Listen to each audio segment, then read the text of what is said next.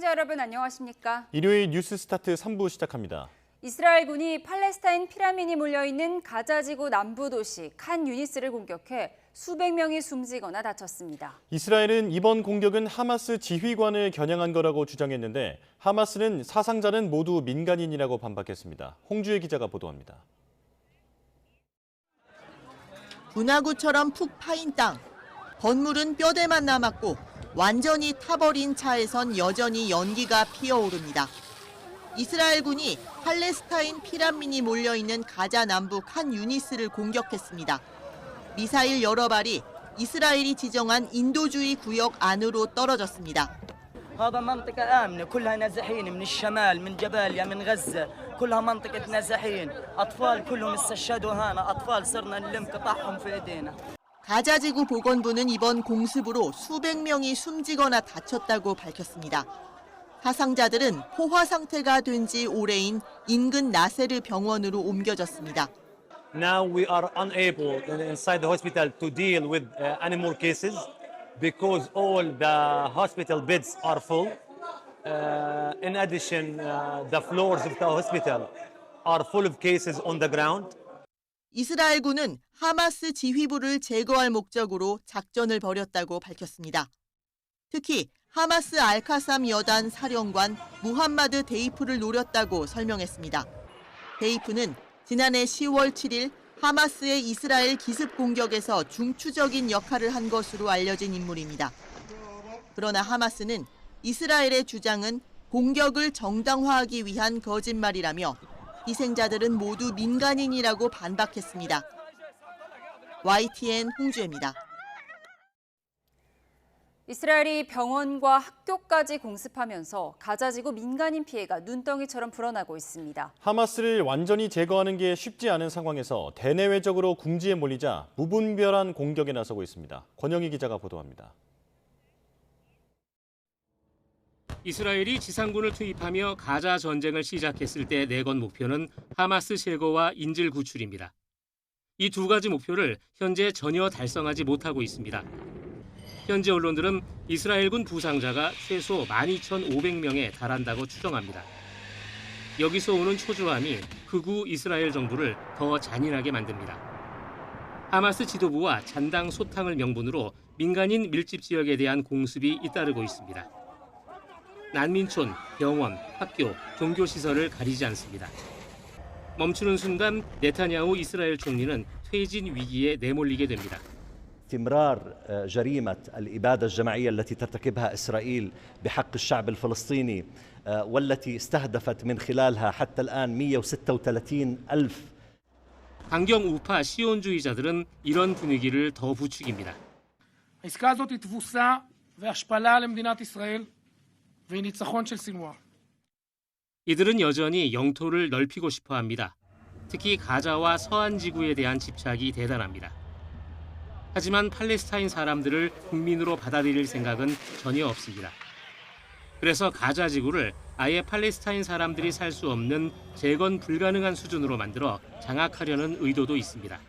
يفرض عليها تأمين الحماية للمنظمات الأممية سنجد أنفسنا في مواجهة كارثة إنسانية أكبر من الكارثة التي لم يشهد لها التاريخ الحديث مثيلا حتى الآن. 이제 가자를 넘어 서안 지구와 골란 고원은 물론 레바논으로까지 공세를 확대하고 있습니다. 이스라엘의 폭주로 사실상 학살과 다름없는 민간인 피해가 급증할 우려가 더 커졌습니다. YTN 권영입니다. 대선 후보 사퇴 압박이 확산하는 가운데 조 바이든 대통령은 현지 시각으로 13일 공개 유세 일정 없이 민주당 소속 의원들과 화상회동을 하면서 설득을 이어갔습니다. 바이든 대통령은 델라웨어 레호버스 비치에서 휴식을 취하며 새로운 민주당원 연대, 의회 진보 코커스 소속 의원들과 두 차례 화상회동을 하고 의원들을 직접 설득한다고 미국 언론들이 측근을 인용해 보도했습니다. 화상회동에서 바이든 대통령은 대선 완주 의지를 거듭 강조하면서 대선에서 꼭 승리하겠다며 자신의 중심으로 단합할 것을 호소할 것으로 전해졌습니다. 도널드 트럼프 전 대통령을 오는 11월 미국 대선 후보로 공식 선출하는 공화당 전당대회가 이틀 앞으로 다가왔습니다. 공화당은 15일부터 나흘간 위스콘신주 밀워키에 있는 프로농구팀 밀워키 벅스의 홈구장 파이서브 포럼에서 전당대회를 개최하고 트럼프 전 대통령을 당 대선 후보로 공식 선출합니다. 또 트럼프 전 대통령은 전당대회가 시작되는 15일쯤 러닝메이트인 부통령 후보를 발표할 것으로 전망됩니다. 그동안 혈맹이라고 강조해온 북중 관계에 이상기류가 흐른다는 분석이 잇따르고 있습니다. 군사적 밀착 행보를 이어가는 북한과 러시아의 관계가 북중 관계에도 영향을 미친 것으로 보이는데 그 이면을 짚어봤습니다. 이종원 기자입니다. 중국 당국은 최근 북한에 자국 내 북한 노동자들의 귀국을 요청한 것으로 알려졌습니다. 최대 10만 명가량으로 추산되는데 북한으로선 주요 외화벌이의 돈줄이 끊길 위기에 처한 겁니다. 중국은 또 얼마 전 지난 2018년 다롄 해변에 남긴 북중 정상의 발자국 동판을 제거하기도 했습니다. 북한 역시 중국과 일본의 강진이 발생한 올해 초 일본에만 위로 전문을 보낸 데 이어 최근엔 조선중앙TV 해외 송출 위성을 중국에서 러시아로 바꿨습니다. 수교 75주년을 맞은 북중 관계가 심상치 않다는 평가가 나오는 이유인데 최근 가속화한 북러 밀착이 우선적인 요인으로 꼽힙니다. 가장 큰 배경은 북러 간의 밀착을 중국이 매우 불편하게 생각하는 거죠. 그 이면엔 북중 간 좀처럼 간극을 좁히기 어려운 이해관계 상충을 지적하는 분석이 나옵니다. 상호 기대치를 충족하지 못하기 때문이란 건데 먼저 중국으로선 미국과 유럽 등 서방과의 달라진 관계 설정이 요인으로 꼽힙니다.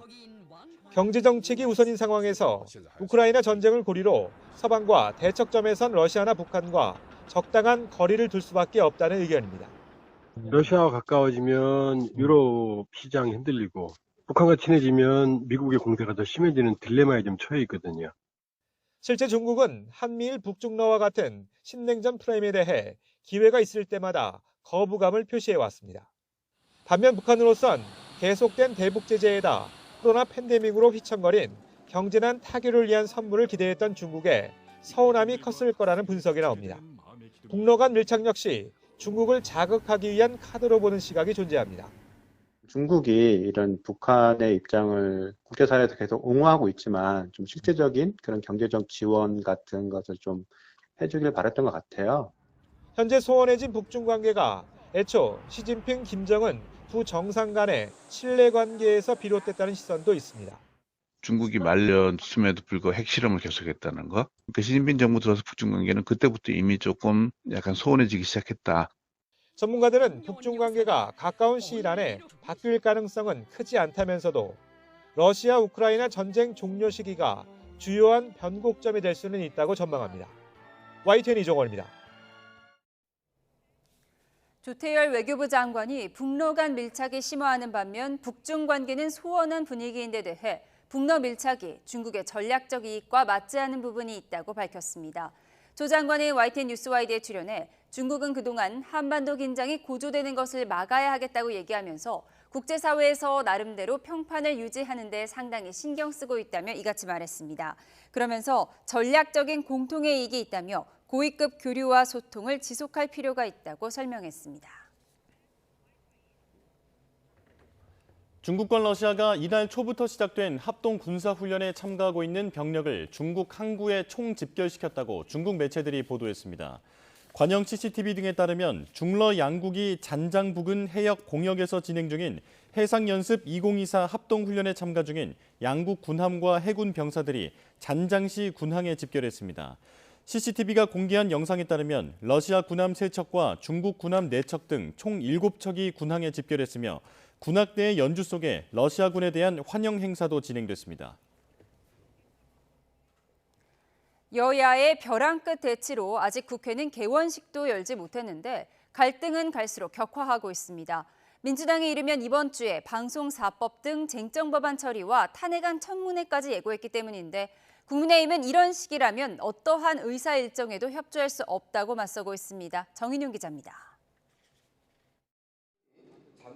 민주당은 공영방송 이사진을 외부로 개방하고 방통위 안건 의결 조건을 엄격하게 하는 방송 4법을 이르면 18일 본회의를 열어 처리할 방침입니다.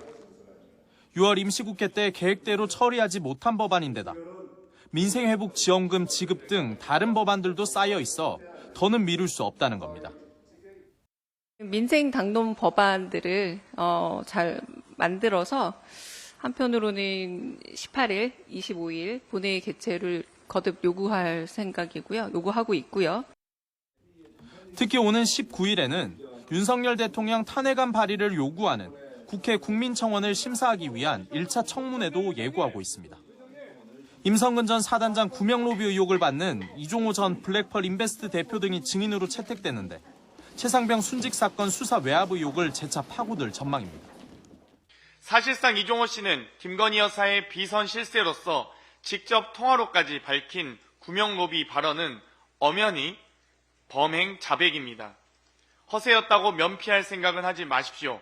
청문회에서 확인시켜 드리겠습니다. 국민의힘은 위헌적이고 위법적인 탄핵 청문회라고 반발하고 있습니다. 이 같은 일방통행식 의사 일정을 멈추지 않는 이상 그 어떠한 국회 일정에도 협조할 수 없다는 겁니다. 이번 탄핵 청원 청문회는 본회의 의결이 없었는데도 정청래 법사위원장이 불법적으로 조사권을 행사한 것입니다. 희대의 거대 야당의 갑질이고 횡포입니다. 게다가 민주당이 본회의에 올리려고 하는 쟁점 법안 모두 지난 국회 때 폐기되거나 정부 여당이 반대하는 것들밖에 없다며 처리 불가 입장을 못 박았습니다. 입법의 전당을 고장난 컨베이어 벨트처럼 돌리고 있는 것입니다. 도돌이표의 돌림 노래, 아니 돌림 법안으로 불협 화음만 키우고 있습니다. 법안 처리나 청문회 외에도 이진숙 방송통신위원장 후보자 인사청문회와 최상병 특검법 재표결 등 첨예한 사안이 산적해 있습니다. 당분간 여야 극한 대치를 해소하기가 어려울 거란 분석이 나오는 배경입니다. YTN 정인용입니다. 국민의힘 당권 경쟁이 반환점을 돈 가운데 당대표 후보 4명은 지역 당원과 만나거나 언론 인터뷰를 통해 저마다 지지를 호소합니다. 나경원 후보는 제주에 이어 울산과 부산 지역 당원들과 만나고 한동훈 후보는 충청과 대전 지역에서 당원 간담회를 합니다. 윤상현 후보는 어제에 이어 오늘도 언론 인터뷰 일정에 집중하고 원희룡 후보는 비공개 일정을 소화하며 향후 선거 전략을 구상할 예정입니다. 더불어민주당은 오늘 13명이 도전장을 낸 최고위원 경선에서 후보를 8명으로 압축하는 예비 경선을 진행합니다. 본선 진출자 8명은 국회의원과 광역단체장 등 중앙위원 투표 50%와 권리당원 온라인 투표 50%를 합산한 결과로 정해집니다. 민주당은 다음 달 18일 전당대회에서 차기 최고위원 5명을 최종 선출할 예정입니다. 국민의힘 전당대회 내홍 속에 당내 대선 주자급 인사들의 장외 비난전도 만만치 않게 격화하고 있습니다. 특히 홍준표 대구시장과 유승민 전 의원이 거친 설전을 벌였는데 두 사람의 과거 인연도 새삼 주목됩니다. 임성재 기자의 보도입니다. 홍준표 대구시장과 유승민 전 의원 사이 비난전에 다시 불이 붙은 건 지난 8일입니다. 홍 시장이 SNS에 한동훈 당대표 후보를 비판하는 과정에서 유 전 의원을 동시 저격한 겁니다. 이른바 윤한 갈등설을 두고 한 후보가 유승민의 길을 가고 있고 박근혜 정권 때 배신의 정치에 당한 당원들이 또 당하진 않을 거란 취지였습니다. 다소 뜬금없는 공격을 받았다고 본 유 전 의원은 홍 시장은 윤 대통령이 힘이 빠지면 그 누구보다 먼저 등에 칼을 꽂을 아부꾼이라며 불편한 심기를 숨기지 않았습니다. 권력 앞에 굽신거린다는 뜻의 신조어까지 써가며 과거 홍 시장이 선거법 위반으로 의원직을 상실했고 막말과 여성 비하로 점철된 자서전을 자랑스레 출간했다고 맹폭을 퍼부었습니다. 이에 홍 시장은 깜도 아닌 게 자신을 음해한 게 어제 오늘 일이냐며 배신자와는 같이 가지 않겠다고 맞섰고 유 전 의원은 한국 정치를 후지게 만드는 원흉은 부패와 불법을 저지른 자들이라고 맞받았습니다. 두 사람의 질긴 인연은 지난 2011년으로 거슬러 올라갑니다. 당시 비주류였지만 당대표에 오른 홍 시장이 최고위원이던 친박계 유 전 의원 등 3명의 사퇴 반발 끝에 자리에서 물러나게 된 겁니다. 서울시장 보궐선거 패배와 선거관리위원회 해킹 사건 등 잇따른 악재가 이유였습니다. 쇄신방에 대해서는 전혀 이야기 안 했습니다. 그럼 오로지 도스거나? 그 사건에 대해서만 이야기했습니다. 쇄신방안은 나중에 추 논의하기로 그렇게 정리하고 끝냈습니다. 당을 재창당 수준으로 쇄신하고 내부 정리를 한 후에 사퇴하고자 했던 저희 뜻도 기득권 지키기로 매도되는 것을 보고 저는 더 이상 이 자리에 있는 것이 무의미하다고 판단을 했습니다. 이후 박근혜 전 대통령 탄핵 이후 치러진 대선에선 각각 자유한국당, 바른정당 대선 후보로 보수 분열 구도 속에 각자 도생의 선거전을 치렀습니다. 변원지간이라고 불릴 만한 두 사람의 악연은 지난 대선 전국에서도 되풀이됐습니다. 홍 시장은 당내 경선에서 당시 윤석열 후보에게 6.35%포인트 차이로 패했는데 또 다른 후보였던 유 전 의원이 7.47%를 가져갔던 겁니다. 정치권 안팎에서 거론되던 두 사람의 단일화가 성사됐다면 결과가 달라졌을 가능성도 배제할 수 없는 대목입니다. 경제부총리 하면 안 되겠습니까? 제가 대통령이 되면 예. 우리 홍 후보님을 법무부 장관으로 할까 싶은데 어떻습니까? 저는 법무부 장관 시켜주면 좋죠. 홍준표, 유승민 두 사람의 신경전은 3년 뒤 대선을 바라본 전초전의 성격도 집단 분석입니다. 국민의힘 전당대회 분위기와 맞물리면서 양측의 공방전은 한층 더 거세질 것으로 보입니다. YTN 임성재입니다. 장마가 주춤하는 사이 휴일을 맞아 산에 오르는 분들 많을 텐데요. 주의하셔야겠습니다. 집중호우가 잦은 장마철에는 지반이 약해져 등산로 곳곳에 낙석 위험이 도사리고 있습니다. 송세혁 기자가 취재했습니다. 설악산 12선녀탕 계곡. 무게 1톤 안팎의 바위들이 등산로를 덮쳤습니다. 국립공원공단 직원들이 가로막은 바위를 계곡으로 굴려 떨어뜨립니다.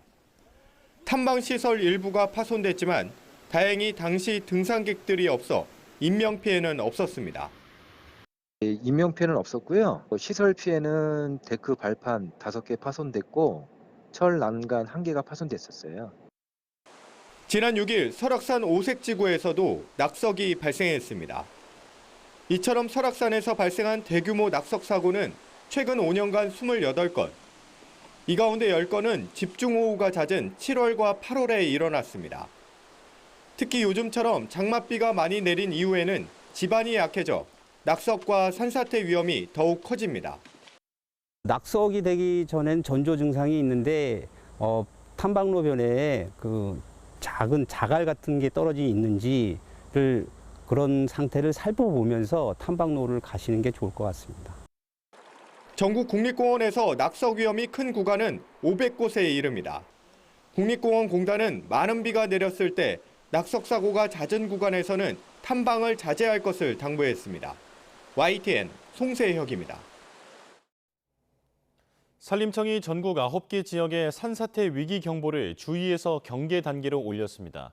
산림청은 오늘 오후 9시를 기준으로 부산과 대구, 광주, 울산, 전북, 전남, 경북, 경남, 제주 등 9개 지역의 산사태 위기 경보 수준을 경계로 상향했다고 밝혔습니다.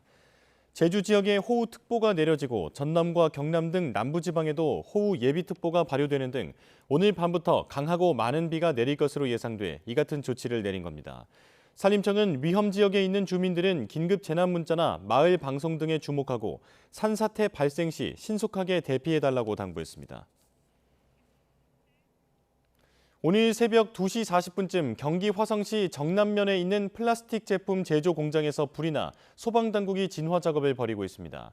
이 불로 지금까지 인명피해는 없는 것으로 알려졌지만 건물 2개 동이 모두 탔습니다. 소방당국은 인근으로 불이 확산하는 것을 막기 위해 인력 60여 명과 차량 20여 대를 투입했고 불이 꺼진 뒤 정확한 화재 원인을 조사할 예정입니다.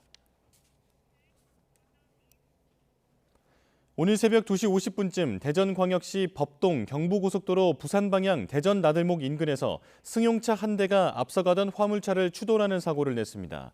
사고 충격으로 화물차가 방음벽을 들이받으면서 고속도로 구조물 등이 파손됐고 화물차 운전자 등 2명이 다쳐 병원에서 치료를 받고 있습니다.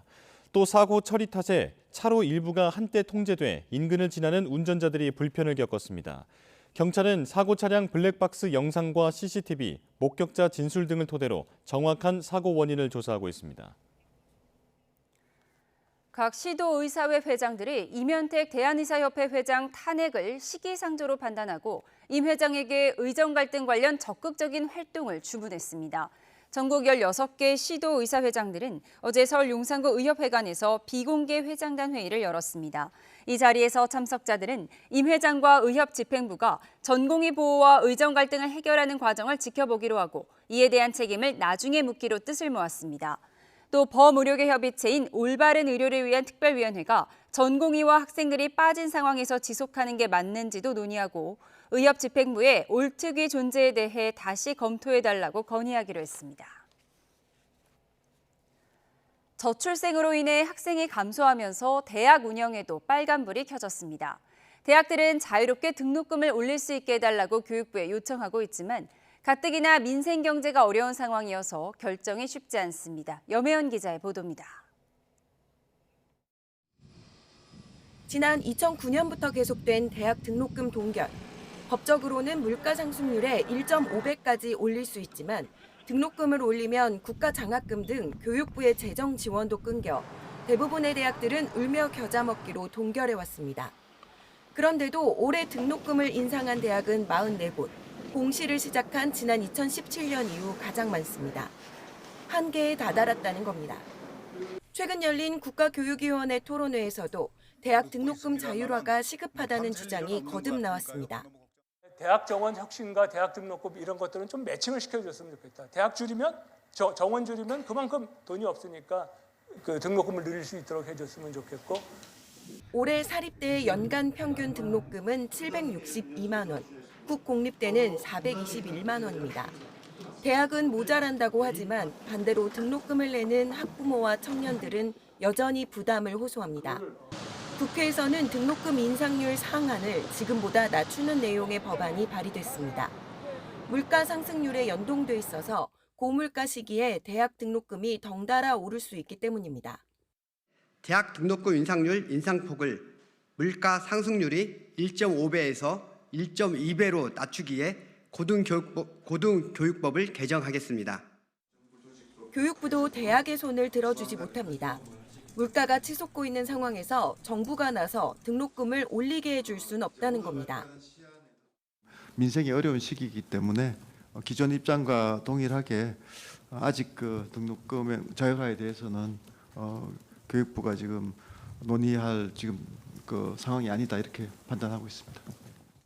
정부는 등록금 인상이 아닌 대학의 구조조정과 재정 지원 확충으로 해결해보자는 입장이지만 다음 달 나올 대학 재정평가에서 수십 개 대학이 위기 상태로 진단될 거란 우려가 나오고 있습니다. YTN 염혜원입니다. 곧 있으면 서희초 교사 사망 사건 일주기입니다.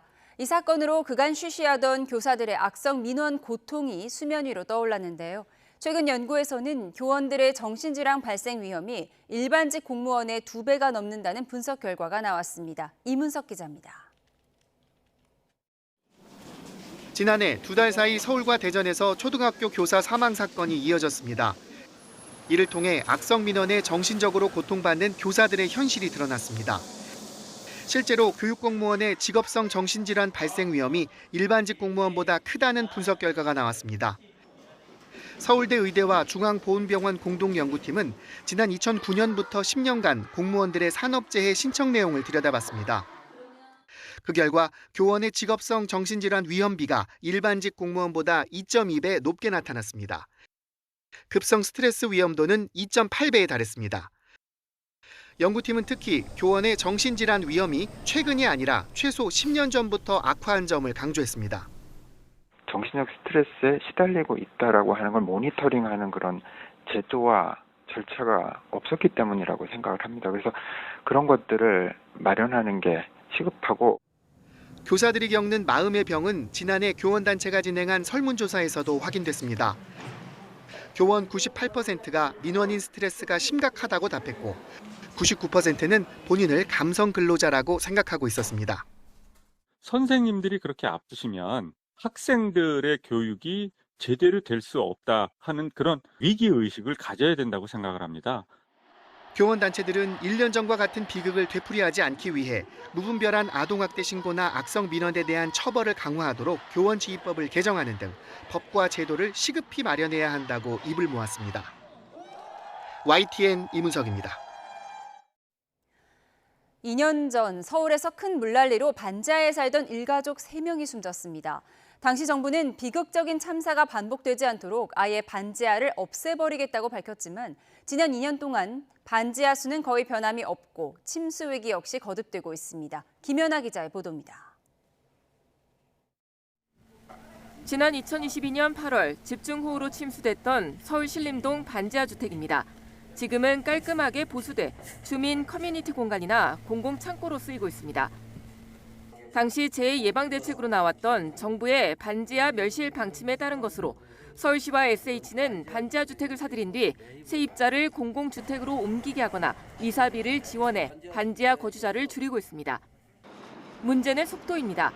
현재 서울 지역 반지하는 20만 호가 넘고 침수 우려가 큰 곳만 해도 15,000호 정도나 되는데 SH가 사들인 반지하는 587호로 신규 매입 약정까지 더해봐야 1,300호 정도에 불과합니다. 정부가 그 재정과 기금으로 지원해주는 돈이 1억 8천인데 한 1억 2천이 부족합니다. 그 1억 2천은 서울시가 50%, 우리 SH가 50% 해서 1억 2천을 보태서 심지어 국토부 산하기관인 LH는 지금껏 반지하를 단 한 채도 사지 않은 사실도 드러났습니다. LH는 반지하 주택이 자체 주택 매입 기준에 맞지 않았다고 해명했지만 정부가 반지하를 없애라고 지시해놓고 정작 2년 가까이 뒷짐만 지고 있었던 겁니다. 전문가들은 애초부터 침수 대책으로 반지하 매입을 추진한 것 자체가 잘못됐다고 지적합니다. 반지하의 경우에는 다가구 주택이나 다세대 주택에서 구분 소유권이 안 돼 있는 경우들이 대부분이거든요. 구분 소유권이 안 돼 있으면 건물 전체를 매입을 해야 되는데 투입되는 비용에 비해서 그 효과가 크지 않다라는 거죠. 전문가들은 기존 반지하 주택 소유자들에게 보상을 주는 대신 주거용으로 활용하지 못하도록 하거나 침수 우려 지역 집주인에게 차수막이나 물막이판을 설치하도록 의무화하고 미설치 시 피해가 났다면 더 큰 책임을 묻는 등의 대안을 고민해야 한다는 조언을 내놨습니다. YTN 김현아입니다. 네, 방금 들어온 소식 전해드리겠습니다. 미국 트럼프 전 대통령의 펜실베니아 유세장에서 총격 사건이 발생했다는 속보가 들어왔습니다. 다시 한번 전해드리겠습니다. 오는 11월 미 대선을 앞두고 트럼프 전 대통령과 바이든 대통령의 유세가 이어지는 가운데 트럼프 전 대통령의 펜실베니아 유세장에서 총격이 발생했다는 속보가 들어왔습니다. 경호원들이 트럼프를 차량으로 안내했고요. 경찰이 트럼프가 차에 들어가면서 주먹을 하늘로 치켜들었다는 설명이 속보로 들어왔습니다. 더 자세한 소식은 들어오는 대로 다시 한번 전해드리도록 하겠습니다. 다음 소식 전해드립니다. 한때 일자리 시장에서 외면받던 블루칼라, 육체 노동에 요즘 2030 청년들이 몰리고 있다고 합니다. 이들을 일컬어 공구벨트 세대라고 하는데요. 청년들의 취업관이 달라진 이유는 뭘까요? 최하영 기자의 보도입니다. 30대 후반 김미선 씨는 3년 전 10여 년 동안 다닌 카드 회사를 그만두고 도배 일에 뛰어들었습니다. 현장에서 도배사를 하다가 지금은 같은 꿈을 꾸는 후배들에게 기술을 물려주고 있습니다. 사무직에서 느꼈던 매너리즘 같은 건 거의 없었고 그리고 힘을 들여서 하는 노동이다 보니까는 되게 좀 보람도 있고. 김 씨에게 일을 배우는 학생 중에는 이제 막 사회생활을 준비하는 20대 초반 학생도. 또 정해진 월급보다는 제가 한 만큼 가져갈 수 있다는 거에 가장 큰 메리트를 또 느낀 것 같아요. 이 몸이 힘들어서 그런지 밥이 맛있어요. 6년 동안 어린이집에 몸담았던 20대 후반 학생도 있습니다. 사람들의 인간관계나 아이들이나 이것저것 신경 쓸 게 굉장히 많았는데 도배를 제가 이제 시작하고 나서 제가 이제 하는 만큼 뭔가 성과가 오고 뿌듯함도 같이 오니까. 최근 하반기 공채를 시작한 현대차 생산직은 생산직의 왕, 이른바 킹산직으로 불리며 취업준비생들이 가고 싶어하는 일자리가 됐습니다. 승진이나 출세보다는 자유로운 근무 방식, 워라밸과 같은 실리와 개인의 만족도를 중시하는 경향이 커지면서 최근 젊은이들이 기술직이나 생산직에 대해 가지고 있던 편견이 많이 깨지고 한때 젊은이들이 기피했던 육체노동, 블루칼라 직종에 청년들이 몰리고 있습니다. 실제로 취업준비생 10명 가운데 7명은 블루칼라 직종에 취업할 의향이 있는 것으로 조사됐습니다. 이런 시대 변화를 반영해 공구벨트 세대라는 새로운 용어도 등장했습니다. 저출생 고령화로 노동력 품귀 현상은 뚜렷해지고 있습니다. 갈수록 블루컬러 몸값이 높아지면서 사무직 대신 공구벨트를 매려는 청년들도 늘어날 전망입니다. YTN 최아영입니다. AI의 키워드를 학습시켜 사진을 생성하면 원작과 어떤 차이가 날까요? 과학기술과 결합하며 독립된 시각예술로 발전한 프랑스 현대 사진전이 열리고 있습니다. 밤을 주제로 엮은 화제 사진전까지 김정아 기자가 보도합니다. 사진거장 만레이의 눈물. 그런데 어딘가 어색합니다. 에드워드 웨스턴의 누드 사진도 자세히 보면 손가락이 6개의 다리 굴곡도 기묘합니다. 사실 이 사진들은 프랑스 현대 사진작가 2명이 인공지능을 학습시켜 나온 결과물로 인공지능의 한계, 표절 문제 등을 지적합니다. 동굴 속 돌의 결정체를 고성능 렌즈로 확대해 찍었더니 마치 추상화 같은 사진이 완성됐고 열화상 카메라를 거친 30대 젊은 작가의 이 사진은 개성이 넘칩니다. 기록을 위한 도구, 영혼이 빠진 판박이 이미지로 천대받던 사진은 과학기술과 협력하며 현대 시각예술로 진화를 거듭했습니다. 사진은 기록을 떠나서 시각예술로서 세상을 바라보는 어떤 세상을 이해하는 그런 창이 됐다고 말씀드리고 싶습니다. 고전적 기법을 응용한 사진부터 현대적 기법을 동원한 실험적 사진까지 모두 200년 전 사진술을 발명한 프랑스의 동시대 작가들의 사진입니다. 전시 전반에는 자연에 대한 관심과 미래 환경에 대한 우려가 공통 키워드로 녹아 있습니다. 감강쥐를 놓고 오래 기다리다 밤에 지나가는 곤충을 포착했습니다. 이번에는 곤충들을 라이트박스로 유인해 촬영한 사진을 일본의 한지에 인화했습니다. 밤을 주제로 엮은 이 사진전은 밤에 특화된 동물에서 출발합니다. 밤에 더 예민해지는 감각들을 깨우기 위해 전시장 조도는 한껏 낮췄습니다. 뉴욕의 상징적 건물인 플랫아이언의 밤 풍경은 인화 기법을 달리해 회와 같은 효과를 냈고 미국 뉴멕시코의 월출을 담은 이 사진은 11단계 조도가 한 장 사진에 모두 담겨 흑백 사진의 정수로 꼽힙니다. 낮에 분출하지 못한 용막의 방을 지나 알록달록한 꿈의 방에 이르면 응축됐던 무의식이 현실인 듯 아닌 듯 자유롭게 펼쳐집니다. 누군가에겐 휴식으로, 누군가에겐 죽음으로, 또 누군가에겐 새로운 희망으로 사진 전문 미술관 뮤지엄 한미가 기록한 이번 전시는 밤 끝자락에 대한 해석을 관람자 개인의 열린 결말로 남겼습니다.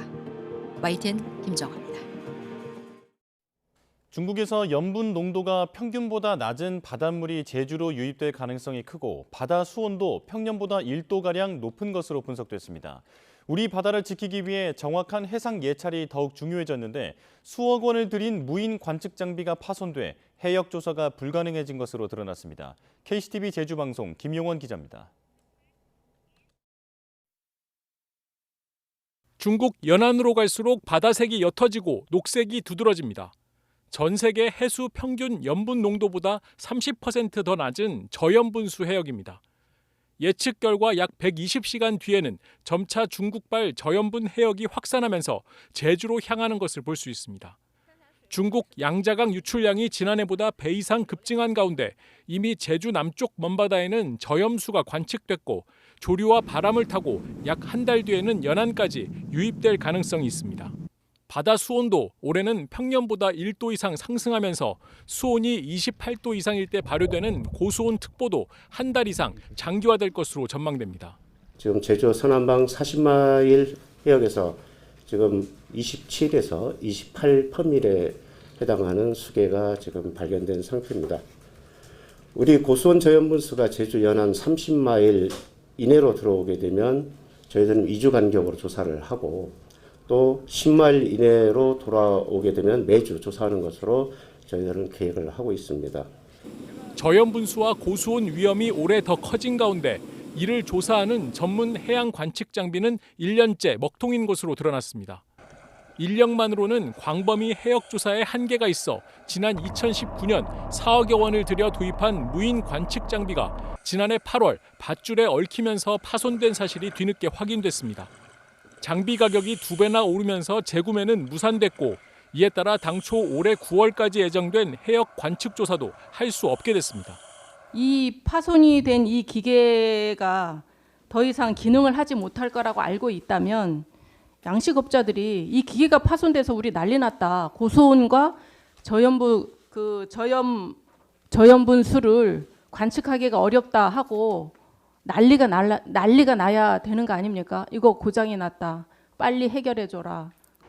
해양수산연구원은 위성 정보를 활용하고 시험 조사선을 투입해 남서부 약 100km 해역 예차를 강화할 계획이지만 전문 관측 장비가 제 기능을 할 수 없게 되면서 조사의 신뢰성을 담보할 수 있을지는 의문입니다.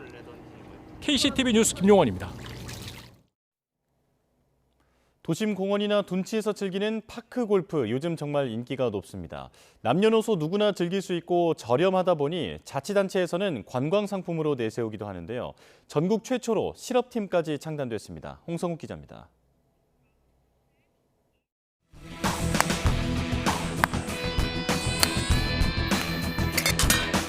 북한강을 배경으로 펼쳐진 드넓은 잔디밭, 경쾌한 타격음과 함께 공이 쭉쭉 뻗어나갑니다. 강원도 화천에 특별한 선수들이 모였습니다. 힘찬 티샷 한 번에 공이 그린 위에 안착합니다. 연습할 때 한 것처럼 집중해서 이 정도 파3는 몇 미터면 요거 어느 정도 올린다. 그러니까 집중이 제일 중요한 것 같아요. 정교한 퍼팅이 이어지자 홀컵 안으로 공이 빨려 들어갑니다. 실력이 남다른 이들, 다름 아닌 전국 최초 파크골프 실업팀 선수들입니다. 선발전은 치열했습니다.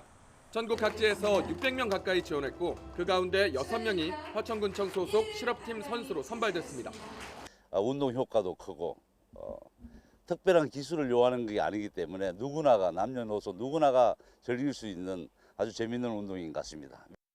치열한 경쟁을 뚫고 선발된 선수들은 2년간 군청 소속으로 각종 대회에 참가해 명성을 쌓아갈 계획. 지역 주민을 위한 교육 프로그램을 만들어 저변 확대에도 노력할 예정입니다. 국민들에게 파크 골프의 우수성을 알리고 이로 인해서 파크 골프 동호인도 현재 15만 명에서 100만 명 이상 확대될 수 있도록 하는데 우리 화천군이 그 중심축에서 열심히 노력할 것입니다. 북한강 둔치에 54홀 규모 구장을 갖춰 파크 골프 성지로 자리매김한 강원 화천군. 실업팀 창단에 이어 오는 30일부터는 억대 상금이 걸린 대회도 개최합니다. 화천군청 파크 골프 화이팅! YTN 홍석입니다. 오늘은 정부가 기념일로 정해 첫 번째를 맞이한 북한 이탈 주민의 날입니다. 쌍둥이를 임신한 채 북한에서 나온 30대 여성이 최근 병원 측의 도움으로 미숙아를 낳았는데요. 강태욱 기자가 보도합니다. 인천 거점병원인 길병원의 신생아 집중치료실. 2kg을 간신히 넘긴 쌍둥이 자매가 인큐베이터에서 치료받고 있습니다. 쌍둥이들은 예정일보다 한 달 일찍 세상 밖으로 나왔습니다. 37살 엄마는 천의 고아나 다름없는 탈북 여성. 양수가 터지는 급박한 상황에서 수술에 미숙아 집중치료까지 감당할 수 있는 병원을 찾는 것만도 밤새 걸렸습니다. 아침 6시 조금 넘어서 병원에 오셨고 다행히 저희 병원에 여유가 돼가지고 부지런히 해서 오후 1시에 수술을 하게 된 게 다행입니다. 1.6kg으로 태어난 쌍둥이는 7주가량 치료로 2.4kg까지 성장했습니다. 한두 주 더 있으면 건강하게 태어날 수 있는 상태까지 왔습니다. 엄마로서는 고위험 산모로서의 수술과 아이들 치료까지 비용만으로도 앞이 깜깜했지만 이제는 웃을 수 있습니다. 감사하죠. 너무 감사하죠. 아기들도 많이 걱정했어요. 제일 처음에. 근데 선생님들하고 간호사 선생님들 다 너무 잘해주셔가지고 아기들도 잘 크고 너무 감사합니다. 35년 전에 내 쌍둥이를 출산시켜 건강한 사회인으로 만든 경험이 있는 병원 설립자의 전폭적인 지원이 뒤따른 덕분입니다. 더 나아가 아기들이 성인이 될 때까지 쌍둥이와 산모에 대한 의료 지원도 약속했습니다. 어렵지만 그래도 쌍둥이가 건강하게 퇴원을 하고 있으니 참 행복하게 생각하고 아이들을 훌륭하게 키워달라. 힘든 시간이 있었던 만큼 새 생명을 안게 해준 따뜻한 도움의 손길은 행복한 앞날을 꿈꿀 더욱 큰 힘이 되고 있습니다. YTN 강태욱입니다. 올 시즌 삼성전 1승 9패, 유독 삼성만 만나면 힘을 쓰지 못했던 두산이 이번엔 달랐습니다. 허경민이 4안타 4타점, 김재환이 3점 홈런 등 베테랑 선수들이 타선을 이끌며 삼성전 6연패에서 벗어났습니다. 프로야구 소식 허재원 기자입니다. 두산 타선은 삼성 에이스 원태인에게 1회 악몽 같은 시간을 선사했습니다. 허경민이 1타점 2루타로 선취점을 뽑아내더니 김재환이 큼지막한 석점 홈런으로 원태인을 두들겼습니다. 당황한 원태인은 강승호의 머리를 맞춰 급기야 자동 퇴장 판정까지 받았습니다. 5점 차까지 멀찍이 앞서가던 두산은 4회 잇따라 수비 실수가 나오며 흔들렸습니다. 잘 던지던 선발 시라카와는 연속 볼넷으로 밀어내기 점수까지 내주며 두산 데뷔전을 아쉽게 마쳤습니다. 한 점 차 턱밑까지 쫓긴 위기의 상황. 두산은 이어나온 5명의 불펜 투수가 한 점도 내주지 않고 삼성 타선을 완벽하게 막아 승리를 지켜냈습니다. 허경민은 8회 말 승부의 쐐기를 박는 2타점 적시타를 쳐내는 등 4안타 4타점의 맹타를 휘둘렀습니다. 올 시즌 삼성의 1승 9패, 일방적으로 밀렸던 두산은 삼성 공포증을 이겨내며 삼성전 6연패에서 벗어났습니다. 삼성전에 조금 경기가 잘 풀리지 않아서 오늘 경기를 꼭 승리하고 싶었는데 또 이렇게 새로운 시라카와 선수도 왔는데 그래도 첫 경기에 승리를 하게 돼가지고 좀 기분 좋게 생각하고 있습니다.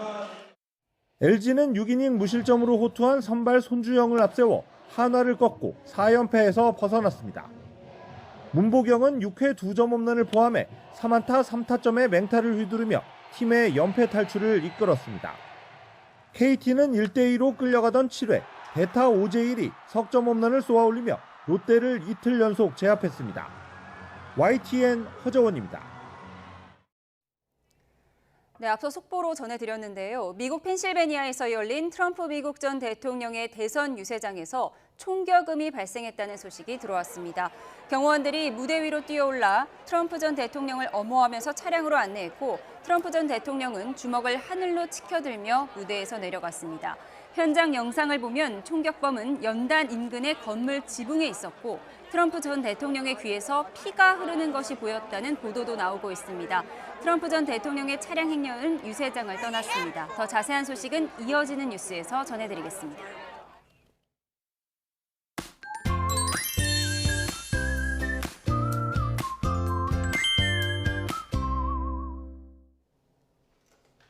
오늘과 내일은 남부와 제주도에 장맛비가 내리겠습니다. 특히 남해안과 제주도를 중심으로 시간당 30에서 50mm의 장대비가 예상되는데요. 현재 경남 거제에는 호우경보가 내려진 가운데 시간당 40mm가 넘는 물폭탄이 쏟아지고 있고요. 전남에도 국지적으로 강한 비구름이 유입되고 있습니다. 내일까지 제주도와 전남 남해안에 많은 곳은 150mm 이상, 경남 남해안에도 120mm가 넘는 호우가 쏟아지겠고요. 동풍의 영향을 받는 강원 동해안에도 가끔씩 비가 내리겠습니다. 밤사이 중부와 제주도에는 열대야 수준의 밤더위가 나타났습니다. 현재 서울 기온은 24.9도, 대구는 23.6도를 보이고 있습니다. 중서부와 경북 내륙에는 폭염주의보가 계속되는 가운데 오늘 서울 낮 기온은 31도, 대구는 27도, 광주는 30도를 보이겠습니다. 오늘과 내일 중부 내륙에는 요란한 소나기가 지나겠고요. 화요일에는 중부지방에도 장맛비가 내릴 전망입니다. 지금까지 날씨 정보였습니다. 미국 트럼프 전 대통령의 유세 현장 총격 소식 속보로 전해드렸습니다. 트럼프 전 대통령의 귀에서 피가 흐르는 것이 보였다는 보도도 나오고 있는데요. 이어지는 뉴스에서 자세히 전해드리겠습니다. 일요일 뉴스 스타트 마칩니다. 시청해주신 여러분 고맙습니다.